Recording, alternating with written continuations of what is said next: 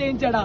జగన్మోహన్ రెడ్డి గారు 5 ఏళ్ల పరిపాలనలో 17 మెడికల్ కాలేజీలు శాంక్షన్ చేయించి 5 మెడికల్ కాలేజీలు తన హయాంలోనే పూర్తి చేసి ఇప్పుడు ఆల్మోస్ట్ రెడీ అవుతున్న మెడికల్ కాలేజీని ఈరోజు ప్రైవేట్ పరం చేస్తున్నారు. ఈ మెడికల్ కాలేజీలు ఒకటే ప్రైవేట్ పరం అవుతున్నాయి అనుకుంటున్నారేమో. దాంతో పక్కన తయారవుతున్న మల్టీ స్పెషాలిటీ హాస్పిటల్ కూడా అమ్మేస్తున్నారు. అంటే ఈరోజు ఆరోగ్యశ్రీ కార్డు ఎత్తివేయడం ద్వారా ప్రైవేట్ మెడికల్ అంటే వైద్యాన్ని ప్రైవేట్ హాస్పిటల్లో చేసుకోవడానికి నాశనం చేశారు. మరి పేదవాడు ఇప్పుడు చూసేది ఎటు? గవర్నమెంట్ హాస్పిటల్ వైపు. మరి వైద్యం చేయించుకోవాలి, ఉచిత వైద్యంగా గవర్నమెంట్ హాస్పిటల్ వైపు వెళ్దాం అనుకుంటే ఇప్పుడు వాటిని కూడా మీరు ప్రైవేట్ పరం చేస్తే ప్రైవేట్ వాడు ఈ పేదవాడు ఆరోగ్యాన్ని చూస్తాడా, లాభాన్ని చూస్తాడా అని మాత్రమే నేను మిమ్మల్ని ప్రశ్నిస్తున్నాను. చంద్రబాబు నాయుడు గారు, కూటమి ప్రభుత్వ నాయకులు ఇది ఒక్కటే ప్రశ్నిస్తున్నాను. ఖచ్చితంగా ఏదైతే జీవో ఇచ్చి రహస్యంగా మీ చుట్టాలకి, మీ బంధువులకి, అలాగే డబ్బు లాభం చేసుకునే ప్రైవేట్ పరులకి ఈ మెడికల్ కాలేజీల్ని, తద్వారా వచ్చే మెడికల్ హాస్పిటల్ని అమ్ముదామని చూస్తారో మీరు వెనక్కి తీసుకునే వరకు ఇక్కడ ఉన్న ప్రతి ఒక్కరం పోరాడతాం. మీరందరూ అనుకుంటా ఉండొచ్చు ఇది వైఎస్ఆర్ కాంగ్రెస్ పార్టీ యొక్క సమస్యేనా అని.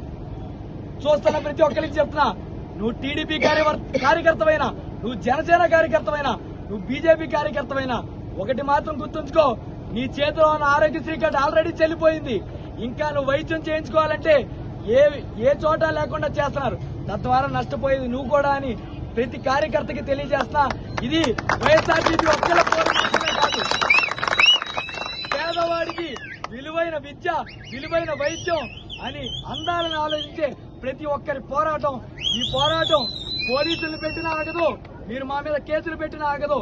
మెడికల్ కాలేజ్ ని ప్రైవేటైజ్ చేస్తా అన్న జీవోని వెనక్కి తీసుకునే వరకు మాలో ప్రతి ఒక్కరిని జైల్లో పెట్టినా కూడా బెయిల్ తెచ్చుకుని మళ్లీ వచ్చి కూర్చుంటాం.